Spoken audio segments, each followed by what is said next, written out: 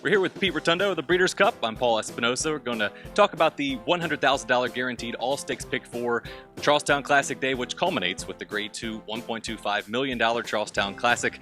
Pete, it's a very competitive sequence. Looks like a lot of different angles, a lot of different ways that you can go here. Initial thoughts on the sequence as a whole?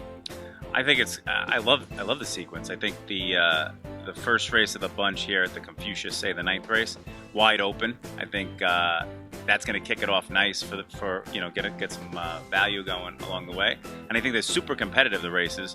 But if you hit this, I think they're going to go way over the 100,000 because this people are going to look at it and be like, they can make some money on this one. Let's start with the ninth race on the card. Again, that kicks off the pick four sequence, the Confucius Say. Pete, where were you looking to go in here? I like a horse named number 4, Come On, Let's Play. I think the horse ran 2 weeks ago over here. Nice, easy race over the track. I feel like it was a setup, obviously, for this one. But they want to score here on the big night. Horse 16 out of 24 in Charlestown, first or second. Likes the distance. Second race off a little freshening. I think he's got some speed to lay close. I mean, obviously, Lucy's Bob Boy and Russell Road. I mean, I've never seen horses like this, right? Their PPs, 25 out of 38 wins. And now, Son of a Bear and Russell Road make their moves. Russell Road is flying on the far outside. But they're getting old, right? They're getting a little older. They're coming off playoffs. Well, Lucy Bob Boy ran 2 weeks ago as well, but, not as good. His races a couple, late last year weren't that good. You just don't know. Out of respect, I'm going to use them in the pick four. Prince of Windsor as well seems like a logical horse to use as far as stalking. And in the fairway, maybe that horse can make a late run. But I'm going to spread. I'm going to go about 5 deep. What are you thinking?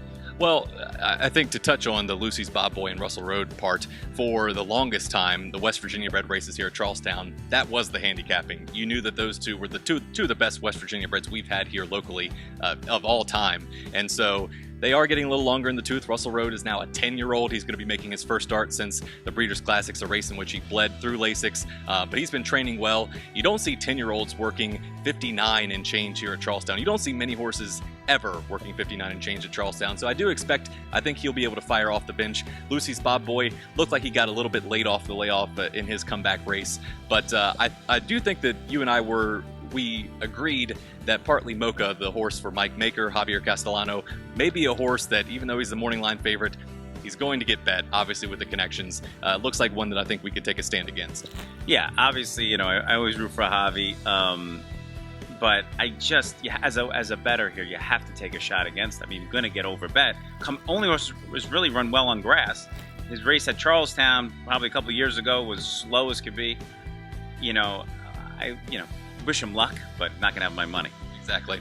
I'm with you on, I think that the Prince of Windsor, I think that he's a horse that could end up setting a good trip. He's in very good form for the Ollie Figgins barn. I know we touched on this the other night here at Charlestown. Ollie Figgins, the conditioner of Dance to Bristol, who went on an amazing run up in Naira, and she ended up running out in the Breeders' Cup Filly and Mare Sprint and performed admirably, ran behind Groupie Doll that day. So again, Ollie Figgins knows what to do with a good horse. Seems like this horse is really getting good at the right time. So I'm with you.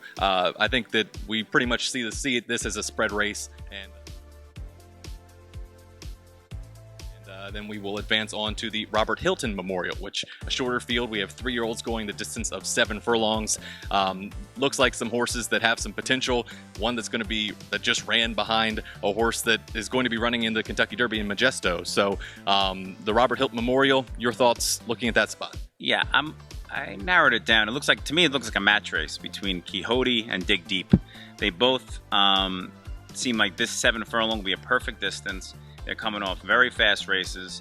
Quixote ran at Aqueduct last time, ran a solid second, going 6 furlongs. I think 7 might be actually a little better. Tom Amos, I remember being here, has shipped in and won and many races, on these big days that you guys have. Midwest Thoroughbreds clearly knows what they're doing. They're a win machine. Seems like a perfect setup. I just see those two basically going out there, and the rest of them are just going to have to chase. I just don't see anybody else. So in my pick 4, Quixote, definitely use Dig Deep. Javi shipping in. That horse seems to be fast. He's cutting back. Again, it's 7 furlongs, these tight turns. I just feel like this Quixote's might have a slight edge. But I'm using both Quixote and Dig Deep in the pick 4. So far, you and I are seeing eye to eye exactly. This is a race where, like you mentioned, Tom Amoss, he actually won the race last year. Not going to yield a ton of big upsets, at least to this point throughout the race's brief history. So I do think that you can escape through the second leg just going too deep, and then that would take us on to the Sugar Maple, which is presented by CANTER Mid-Atlantic. For the fillies and mares, they'll also be sprinting the distance of 7 furlongs. That race, I feel like, again, you and I think that a very contentious race. However, you do think that there might be a standout in here. Yeah, I do. I mean, if you on paper, I think the handicappers are going to look at Sweet on Smoky and Making Havoc. Both kept coming in from New York, both running huge races, but both running lifetime bests on, wet tracks, ultimately. Well, Making Havoc was not wet, but it was off a layoff. So I feel like the reasoning, coming off these big races, now coming here, their PPs look amazing, right? But the idea is, this is not the perfect spot for them, I don't think. I think this horse, Athena, with Javier Castellano, again, we talk about him, he's coming in, he's the Eclipse Award winning jockey, he's coming over. She's 3 for 3 with her last 3 races. She'll sit, I think, an outside trip, let the speed go, and make a nice run. Where again, ultimately, I think Sweet on Smoky and Making Havoc, they're going to bounce. I think they'll bounce off those races. So I'm singling Athena and hoping she can wear down the speed.